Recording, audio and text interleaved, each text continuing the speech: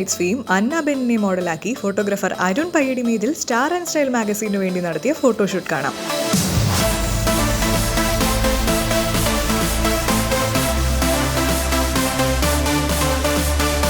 Morning ലൈറ്റ്സിൽ shoot ചെയ്യണമെന്നായിരുന്നു ഞങ്ങൾ plan ചെയ്തിട്ടുണ്ടായിരുന്നത്.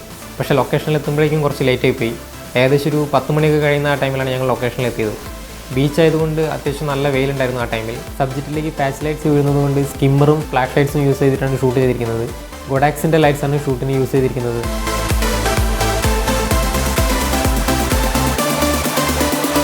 നമ്മളുടെ ഷൂട്ടിന് വേണ്ടി 4 കോസ്റ്റ്യൂമാണ് യൂസ് ചെയ്തിട്ടുണ്ടായിരുന്നത്.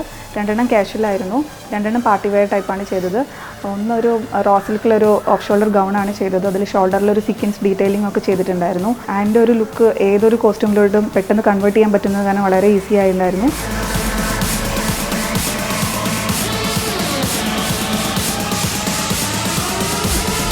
ഈ ഷൂട്ടിന് ഞങ്ങൾ ചൂസ് ചെയ്തിരിക്കുന്നത് ഔട്ട്ഡോർ ലൊക്കേഷനാണ്. അതെന്താണെന്ന് വെച്ചാൽ ഈ ഷൂട്ട് പ്ലാൻ ചെയ്യുന്നത് മുതൽ എൻ്റെ മനസ്സിലൊരു തീം ഉണ്ടായിരുന്നു. ആ തീമിന് കുറച്ചുകൂടെ സ്യൂട്ടബിൾ ആയിട്ടുള്ള ലൊക്കേഷൻ ഔട്ട്ഡോർ ആണ്. അതുകൊണ്ടാണ് ഔട്ട്ഡോർ ലൊക്കേഷൻ ചൂസ് ചെയ്തത്.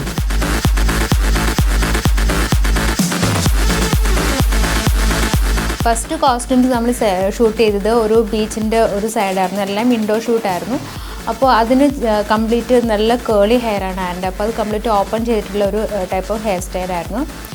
രണ്ടാമത് നമ്മൾ ചെയ്തത് ഒരു ഗൗണാണ്. ആ ഒരു ഗൗണിന് നമ്മൾ ജസ്റ്റ് ഒന്ന് കെട്ടി വെച്ചിട്ടുള്ള ഒരു ഹെയറാണ് ചെയ്തത്. ഇത് ഫുള്ളായിട്ട് കെട്ടാതെ തന്നെ കുറച്ചൊരു അഴിഞ്ഞെടുക്കുന്ന ഒരു ഡിഫറെൻ്റ് ആയിട്ടുള്ള ഹെയർ സ്റ്റൈലാണ് രണ്ടാമത്തെ കോസ്റ്റ്യൂമിന് നമ്മൾ ചെയ്തത്.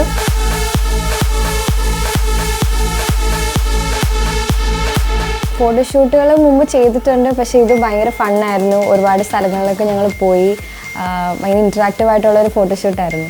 ഇതിൻ്റെ ഫോട്ടോഗ്രാഫർ അരുൺ പയ്യടിമേതിൽ ഒരുപാട് ഫ്രണ്ട്ലി ആയിട്ടുള്ള ഒരുപാട് പേഷ്യൻസ് ഉള്ള ഒരു ഫോട്ടോഗ്രാഫറാണ്. നല്ല രസമായിട്ട് ഫോട്ടോസൊക്കെ വന്നിട്ടുണ്ട്. കുമ്പളങ്ങി നൈറ്റ്സിലെ ഹീറോയിൻ അന്ന ബെന്നിനെ വെച്ചായിരുന്നു ഷൂട്ട് ചെയ്തിരുന്നത്. അന്ന ഷൂട്ട് തുടങ്ങിയത് മുതൽ നല്ല സഹകരണമായിരുന്നു. അതുകൊണ്ട് കുറച്ചുകൂടെ ഷൂട്ട് ഈസിയായി ചെയ്യാൻ പറ്റി.